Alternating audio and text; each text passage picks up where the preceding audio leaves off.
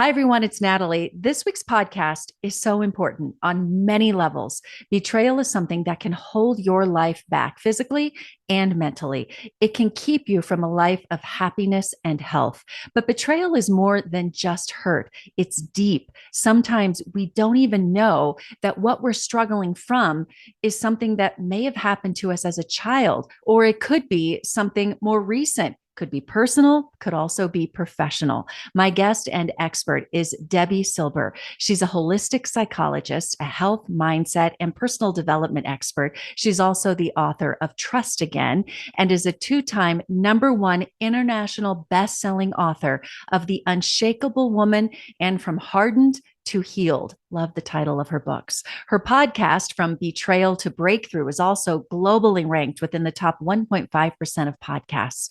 Her recent PhD study on how we experience betrayal made 3 groundbreaking discoveries that changes how long it takes to heal. And we're going to talk about all of that today. In addition, she's been on a lot of shows that you've maybe heard of, from the Fox Network, CBS, the Dr. Oz show, TEDx, twice, by the way, and so much more. She's amazing. She's also an award-winning speaker and coach. She's dedicated to helping people move past betrayal.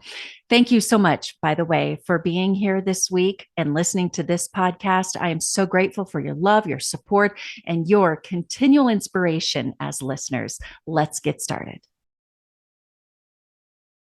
Debi, thanks so much for taking the time today. This is a topic I've been wanting to talk about, and I'm really excited to get deep into this because so many people have a sense of betrayal, and they might not even be identifying it as betrayal, but it's holding them back in so many ways.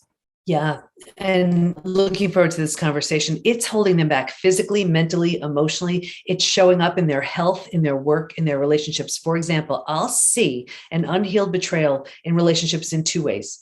One is a repeat betrayal. Classic sign that it's not healed. You go from partner to partner to partner, friend to friend to friend, boss to boss to boss. What the heck, is it me? Yes, it is. Not in that it's your fault, in that it's your opportunity. There is a profound lesson needing to be learned. You are lovable, worthy, and deserving. You need better boundaries in place. Whatever it is, until and unless you get that, you're going to have opportunities in the form of people to teach you.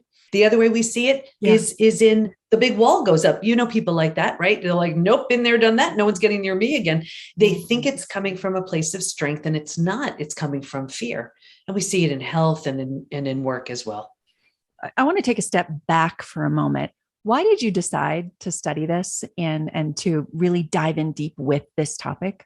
Yeah, I don't think anybody says, I think I want to study betrayal. No, you study it because you have to.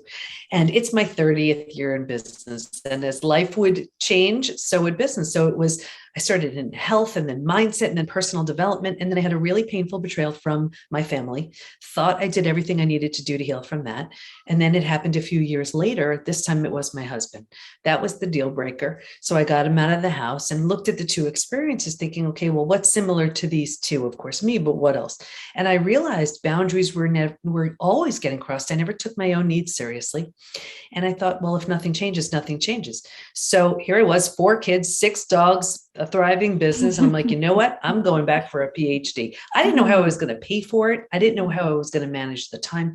It was in transpersonal psychology of transformation and human potential, because I was changing so much. I didn't quite understand it. He was too, wasn't ready to look at that.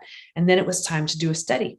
So I studied betrayal. What holds us back? What helps us heal? And what happens to us physically, mentally, and emotionally when the people closest to us lie, cheat, and deceive?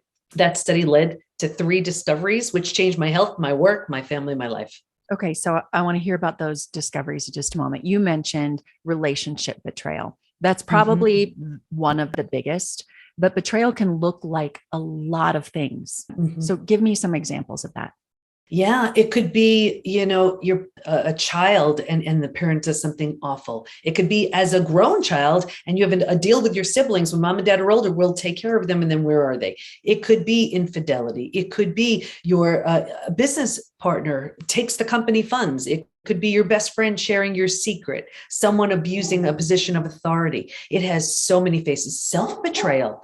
You swore you'd never eat that thing, be with that person, whatever it is, and there you go. So it's any time there's that breaking of a spoken or unspoken rule. Yeah. And for many people, they might not even know what's holding them back is betrayal.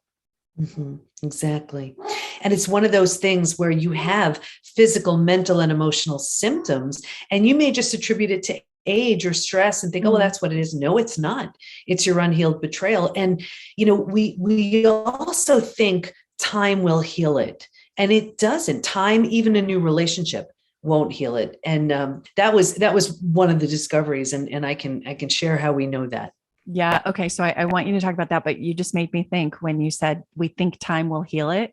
What I have found is that time just shoves it down deeper. Exactly. You're it's still still right. there. Yeah. Yeah, it is. And then people say, what is it? It's been such a long time. But if you haven't deliberately and intentionally moved through the healing, you're just keeping it at bay. At best, you're keeping it at bay.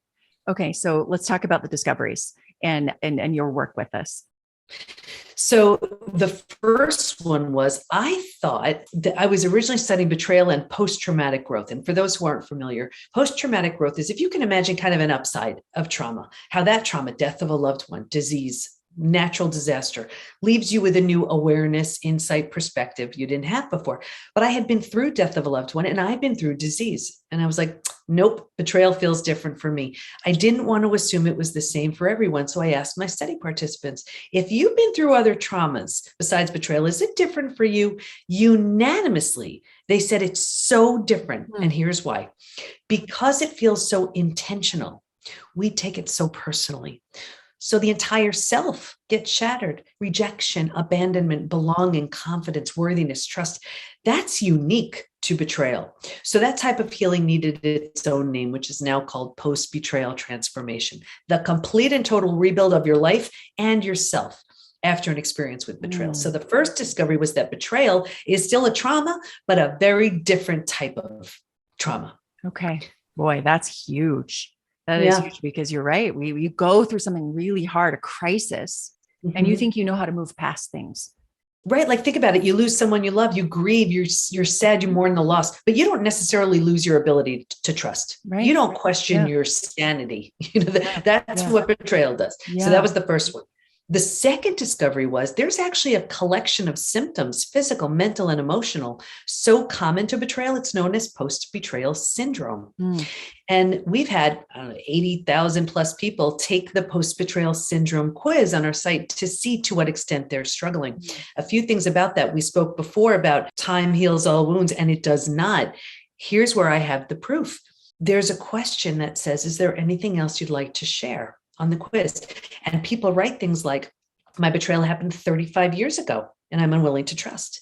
My betrayal happened 40 years ago. I can feel the hate. My betrayal happened 10 years ago. Feels like it happened yesterday. So we know you can't count on time or a new relationship to heal betrayal. And I'm happy to share some of the statistics from the quiz. This is shocking. I want people to hear this. Give me some of the statistics. Yeah. So now imagine men, women, just about every country's represented here, about 80,000 people. 78% constantly revisit their experience. 81% feel a loss of personal power. 80% are hypervigilant. 94% deal with painful triggers. Here are the physical symptoms. 71% have low energy. 68% have sleep issues. 63% have extreme fatigue. Your adrenals have tanked. 47% have weight changes. So in the beginning, maybe you can't hold food down. Later on, you're using food for comfort. 45% have digestive issues, and that could be anything: Crohn's, IBS, reticulitis, constipation, diarrhea, you name it. The gut's wrecked. Mentally, 78% are overwhelmed. 70% are walking around in a state of disbelief. 68% are unable to focus. 64% are in shock, and 62% can't concentrate. So imagine this. You can't concentrate. You have a gut issue. You're exhausted. You still have to raise your kids. You still have to work. That's not even the emotional issues. Emotionally, 88% experience extreme sadness. 83% are very angry. Real common to bounce back and forth all day long between those two emotions. 82% feel hurt. 80% have anxiety, 79% are stressed, and just a few more. 84% have an inability to trust. Wow. 67% prevent themselves from forming deep relationships because they're afraid of being hurt again. 82% find it hard to move forward. 90% want to move forward, but they don't know how. And all of these things you're saying are people who didn't just happen yesterday. They're living their lives like this after years and years. That's just crazy to me. I'm so glad you said that, because here's the thing. Those stats aren't necessarily from a recent betrayal. Yeah. This could be from the boyfriend or girlfriend who broke your heart in high school. This could be from the parent who did something awful when you were a little kid. So think about this. That person may not know, care, even remember. They may not even be alive. And here we are decades later with the anxiety, with the gut issue, with the sleep issues, because of something that happened 30, 40, 50 plus years ago. Wow. That's what's so crazy about it. So I want to get into what to do about it, because, it's one thing to identify the problem, and that's got to be number one for people, is you have to identify what that betrayal is, right? Some people might not know. Exactly. Yeah. That's the third discovery. This for me was the most personally exciting. And what was discovered was, while we can stay stuck for years, decades, a lifetime, like what we just talked about, if we're going to fully heal, and by fully heal, I mean those symptoms of post-betrayal syndrome to that whole healed, rebuilt place of post-betrayal transformation, you're going to go through 5 now proven predictable stages. And what's even more exciting about that is, we know what happens physically, mentally, and emotionally at every one of those stages. And we know what it takes to move from one stage to the next. Healing is entirely predictable. And happy to share the stages if you want. Yeah, I definitely want to know, because some people, are they often years later still sitting in stage 1? You will see exactly what stage they're stuck in. It is the most common place to get stuck. Okay, so let's do it. It's what is all mapped out in Trust Again. It's what all of our coaches are certified in, what we teach within the PBT Institute. Here's a distilled version right here. Okay. Stage 1 is a setup stage, and this is before the experience.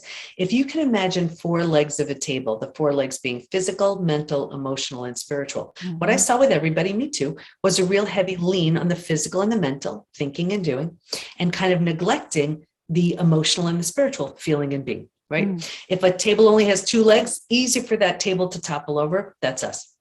Stage 2, shock, trauma, D-Day, Discovery Day, the scariest of all of the stages. And this is the breakdown of the body, the mind, and the worldview. Right here, you've ignited the stress response. You're headed for every single stress-related symptom, illness, condition, disease.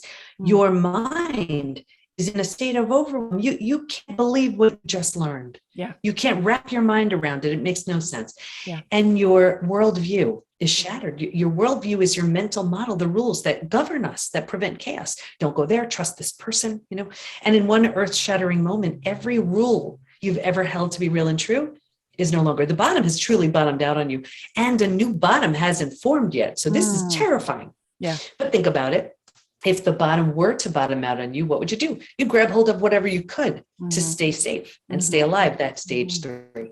Survival instincts emerge. It's the most practical out of all of the stages. Okay. If you can't help me, get out of my way. How do I survive this experience? Where do I go? Who can I trust? How do I feed my kids?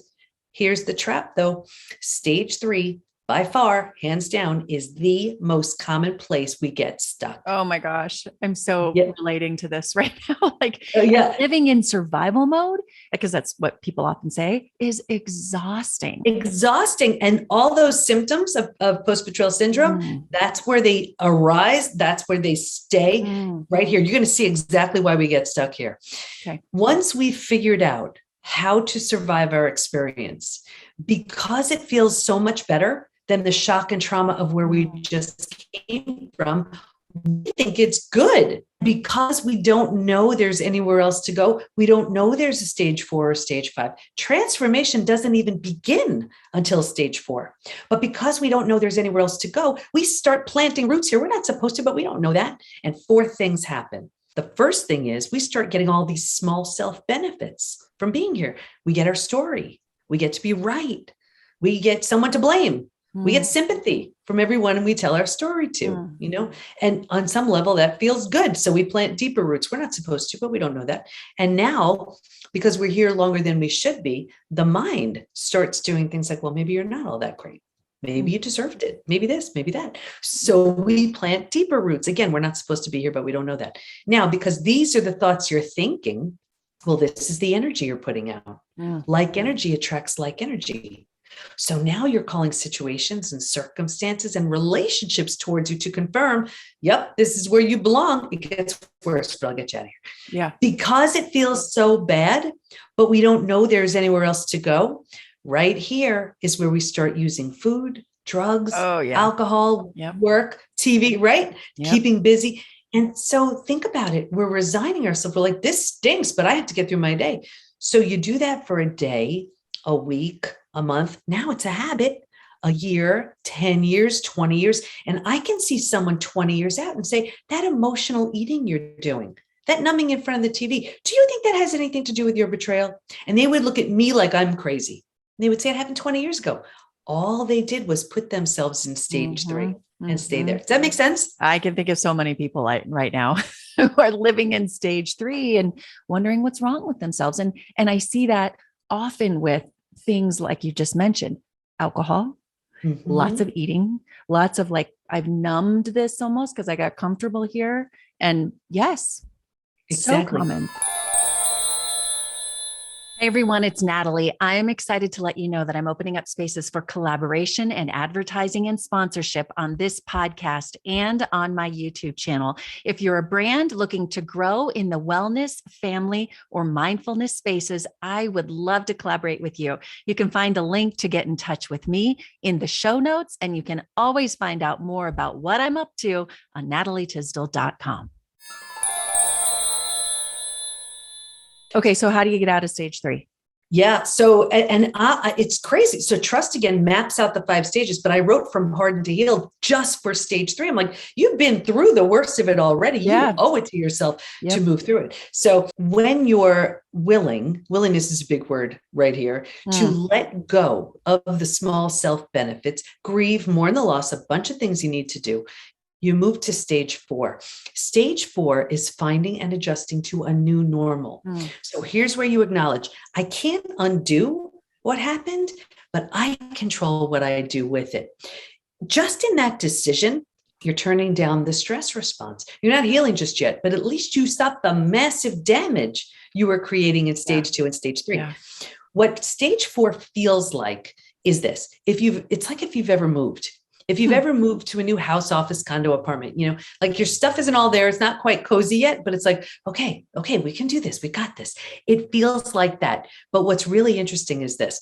If you were to move, you don't take everything with you. You don't take the things that don't represent who you want to be in your new space. And what I found was when you move from stage 3 to stage 4, if your friends weren't there for you, you don't take them with you. And people say all the time, what the heck? I've had these friends 10, 20, 30 years. Is it me? Yes, it is. You're undergoing a transformation. And if they don't rise, they don't come. So very common for friendships to change in this one place as we move from stage 3 to stage 4. So if that's what you're experiencing, totally normal, and you know where you are. Anyway, when you make this new mental space, cozy, mentally home, you move to the 5th most beautiful stage. And this is healing, rebirth, and a new worldview. The body starts to heal, self-love, self-care, eating well, exercise, things like that. We didn't have the bandwidth for that earlier. We were surviving. Now we do. The mind is healing. We're making new rules. We're making new boundaries based on the road we just traveled. And we have a new worldview based on everything we see so clearly now. And the 4 legs of the table, in the beginning, it was all about the physical and the mental. By this point, we're solidly grounded because we're focused on the emotional and the spiritual too. Those are the 5 stages. I know you just put that all in a nutshell, and there's more to it, but it all makes so much sense. How often do you see people trying to jump steps? Like, I'm going to change everything and I'm just going to eat differently or lose this weight. But they haven't dealt with the stage 3 and 4 completely. Do you find people not successful because they haven't properly gone through the steps? The intention is there and that's wonderful. Sure. But if they don't deal with the mental, emotional, it still stays. And it's interesting. Look, I was working with one of our members in the Institute, and she was doing such a great job with her health. And she was telling me and really expecting me to be just so, excited for her. And I remember saying, that's wonderful. She's like, well, isn't that great? I'm like, it is, if that was your issue. So what we do so often is we do all of these other things, and it's almost like busy work, because if we do that, we're telling ourselves, well, I'm taking action, but we're taking action in a way that we don't need to take action on. We need to take action on all of the issues that need the healing after betrayal. If it was the kind of situation where she came to me as a health client, it would be very different. The health is very important and it's an integral part of healing, but not in place of, like, think about it. That may be one of the only places you have control over. So it has a really important role. You need to get your confidence back. You need to clear the brain fog. Yes, but not in place of. It all works in conjunction. Yeah. How often do you see that people are successful with this? I mean, this is deep stuff. This is dealing with a lot of crap.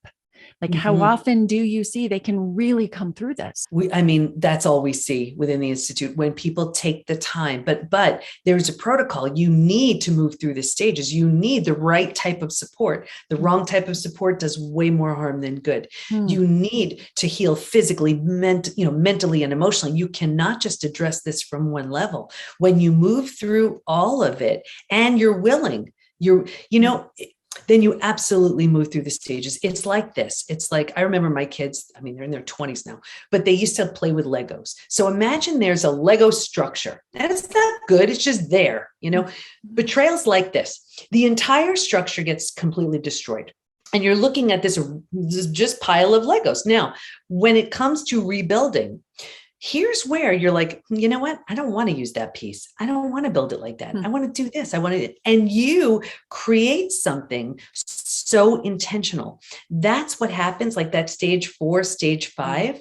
We see new businesses, new levels of health, new relationships with their partner or with someone new. You're not ready for that when you're in stage 2 or stage 3. When you do all that healing work, then you're ready for that next level. Like the PBT Institute, that was a stage 5 thing. I never would have been ready for that earlier. How long have you been doing this? How long has this taken for you to develop these 5 stages? Yeah, it's quick. And this is how you're on purpose. I've been in business for over 30 years. My betrayal happened. It was at the end of 2015. By the beginning of 2016, I was in the PhD program. By 3 years later, the discoveries were made. The 5 stages. How do you learn something like that and keep it to yourself? I put it in a program and it blew up. Then everyone wanted to work with me. I'm like, how do we do that? So I created our certification program that blew up. And I thought, okay, well, I did the research. I know what works. What would happen if I put everything that works under one roof and exclude everything that doesn't work? And that's the PBT Institute. Okay. So there are people listening or watching thinking, I got to get a hold of this. Where do you send them? Can they do it on their own? Obviously they're going to be better working with someone like you or your coaches, but where can they find you and learn? Everything is at the PBT is in Post-Betrayal Transformation, thepbtinstitute.com. Okay. And I know they can follow you on social media, get tips, everything, ideas, and start identifying. That's where I think back and I go, I think there are people dealing with some deep stuff and they don't know it's from betrayal. They don't realize it was from their childhood when something happened, or, last year when they lost their job and they feel betrayed by that, or whatever it might be. You're so right. And here's where, like, think about it. Someone can go to the most, let's say they have a gut issue. They can go to the most brilliant gut expert. Yeah. And I'm friends with some of them. And here's the thing. If they, like 45% of everyone betrayed has a gut issue. If that gut expert doesn't understand or doesn't know, and why would they, right? That there's a betrayal at the root of it, they're only getting to a certain level. So all of those symptoms that we're doing, all of this, like kind of whack-a-mole, to tamp down the symptoms. If at the root of it is a betrayal, you want to, you get to the root, everything heals. Yeah. I have a friend I've known for years who is a weight loss doctor and does gastric bypass and so many things. I've had him on the podcast. And he always says, this is not about the weight. sometimes, you got to deal with that. But he always says, you've got to deal with your life. And that has to happen first before you go into something massive like weight loss surgery. And it's so interesting to me, even as a doctor who helps people with their weight issues. Exactly. Well, think about it. When we're little, we hide behind mom's leg if we're afraid. Well, when we're older, the weight provides that same protection. Oh, it's so true. Well, thank you for all of the information, for enlightening us and helping us, first deal with what might be hidden and then move on so you can get past it and deal with so many other. Thank you so much. I'll put the links all in the show notes for anybody who's listening and wanting more information. And let's talk again soon. I know we can still learn. So Debi, thank you. Thank you.